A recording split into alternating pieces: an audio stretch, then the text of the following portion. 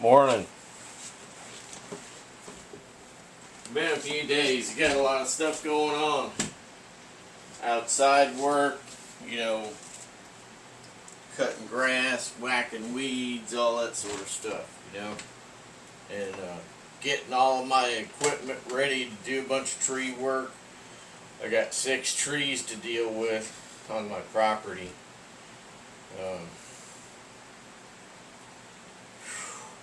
Boy. So, stuff doesn't stop. It never stops. You get older, it still doesn't stop. So anyway, had those other videos up.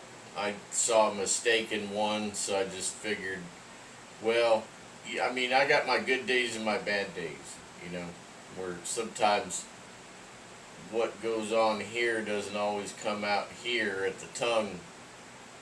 You know what I mean? Doesn't come out right. Comes out wrong. So I made a slip up in a video there. Said something that wasn't right. I thought it was dangerous. So I just said, I could have made other slip ups that day. And so I just took all those tree videos down, talking about tree cutting and stuff. Anyway, I have a lot of experience cutting trees.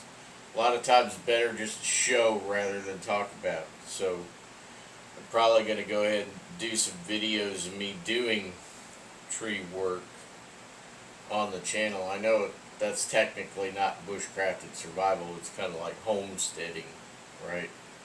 But it all kind of ties in together. A lot of people that are into homesteading, or they're just getting into homesteading, they like bushcraft and they like survival stuff, and being prepared for a rainy day and whatnot. I grew up in a household where we were prepared all the time. My parents had 6 months provisions on hand for all of us. Each person, there was 6 months of provisions. And when I was a boy, that was just life. It wasn't being a prepper. That was just being prepared for being snowed in and other things like that. That's just the way things were. Anyway, I brought a few things out here to show you and talk to you about some stuff. Wearing my old hard hat here, and you should always wear, protective equipment as much as you can when you're doing any kind of work with the chainsaw. Now, I'll admit, when I was younger, I didn't wear chaps. I should have, but I didn't. But I was working for my dad during that time, and he didn't wear chaps, and I didn't know anybody that wore chaps. It just didn't happen back then. We go through evolutions. Sometimes you got too much personal protective equipment, and it hinders you, and you get more dangerous that way. But other times it's just a good process to be involved in that. So I got myself a set of chaps here recently, and I got myself a new helmet which has integrated hearing protection and a drop down visor. And I will probably do this more for stuff in the yard with that visor, because I already have this hard hat.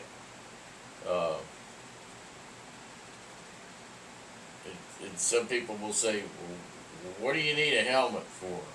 What do you need a hard hat for if you're working chainsaw and, and you're not, you don't have stuff over your head or whatever. Well, kick back. If you haven't experienced kickback with a chainsaw, it's as fast as lightning. And if you don't have a good grasp on that saw, it could be violent enough to where it comes up and hits you in the head. Okay. Now, when I was young, working for my dad, I had kickback a few times, and the saws then did not. They didn't have like inertia brake, you know. Not all the saws had inertia brake and stuff like that. You know, you still you still saw saws that didn't have some of the modern safety stuff that we got now. You know, you still had guys running chainsaws that didn't have a handbrake, for instance, you know, to engage or disengage. The saws now have a handbrake and inertia brake, all that stuff, but it's still good practice to wear the helmet. Well, it also keeps the sun off your head, you know. So it's very hot right now. It's going to be 100 or so probably this week. You know, they got the quote-unquote heat wave, right?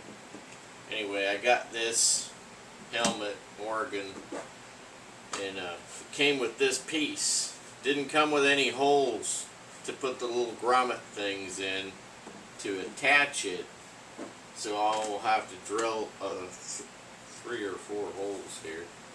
3 holes. And what that does is it goes across the bottom here to keep crap from flying up under when you're weed whacking and stuff. So I already have used this. I tried it, and it's very nice. It's made. These are made in Germany, so it's going to be good quality. And the hearing protection was quite good. I was satisfied with the hearing protection. Of course, I can't hear very well these days, but you know, I try to protect my hearing either with earplugs or whatnot as much as I can. What hearing I have left, right? But anyway, so these are good. It's got this ventilation up here in the crown on each side. This is removable if you really want to take it off. Personally, I would not wear this visor up in the canopy of a tree. I would only use it for like bucking and weed whacker type work. It's removable. You just push it out. I wouldn't want to remove it and put it back in too many times, because it is still just plastic, you know. I mean, it could wear out from constantly taking it on and off.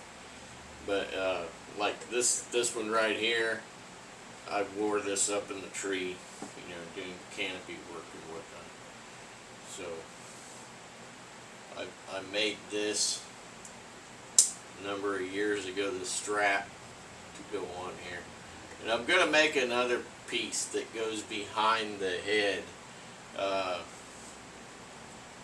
you know, to make it more kind of like the modern helmet, you know, with the suspension back behind the head and around the back of the neck.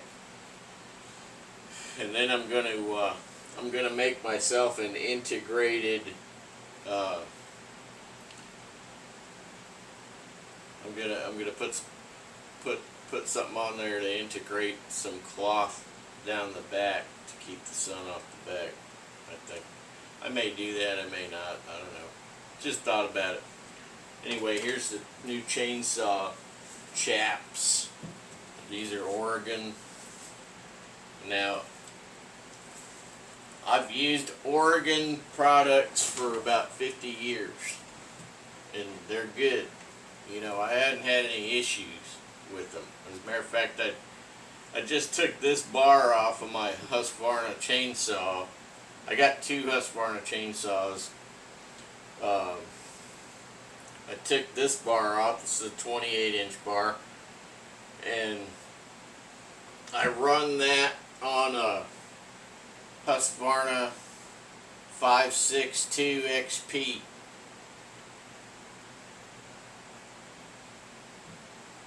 I got that in around 20,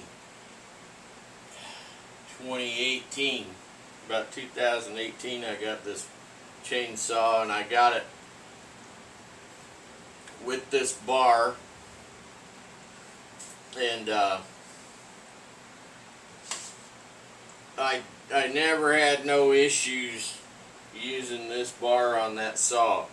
That's about a I think it's a 4.7 horsepower saw, or 4 horsepower. I don't remember. I'll have to look it up. But anyway, it's a pretty good saw. It's a medium-sized saw. So when I worked with my dad's company when I was a boy, you know, I started young with his company, and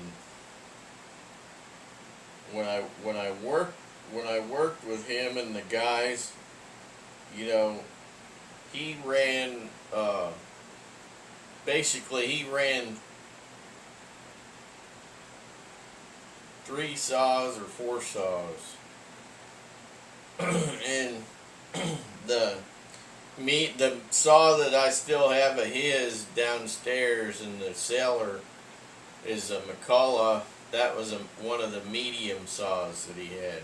It was one of those Pro Max saws, and that was 60 cc. And this 562 Husqvarna is a 60 cc. And he always ran a 20 inch bar on that saw, and it still has 20 inch bar on there. It's an Oregon bar. I don't know what happened to the original bar. I think it got bent. I think there was an issue. There's something happened with a tree, and it was in the way or something, even though it was off to the side. He didn't set it down and walk away after that. He always just walked away with the saw. But his safety procedure for getting away from a tree going on the way down was generally just set the saw down and then walk away. But I think he was walking away and then set the saw down at one point, and the tree went down and it hit something, and then it rolled, and then it messed the bar up, I think, on that saw, the original bar. I think that's what happened. Don't quote me. Doesn't matter anyway, so long ago. But yeah. So anyway, he ended up getting Oregon bar, and so I went ahead and I got an Oregon bar for my Husqvarna. I got a 20 inch. Didn't get a 24 because, you know, I got this 28 for bigger stuff on the ground, bucking. Although I did take this up in the tree. I had a really large tree in 2018 that I needed to get down. It was dangerous. So I got that saw, and I got a T435 Husqvarna top loader. They're both pro saws. Anyway, looks like we're out of time. I'm gonna come back in another video. I'm gonna do 2-3 videos this morning, and then I'm gonna have to get to work. But we'll come back. I'm going to talk a little bit more about the saws and the bar and whatnot. I got the tree harness here also. See you there.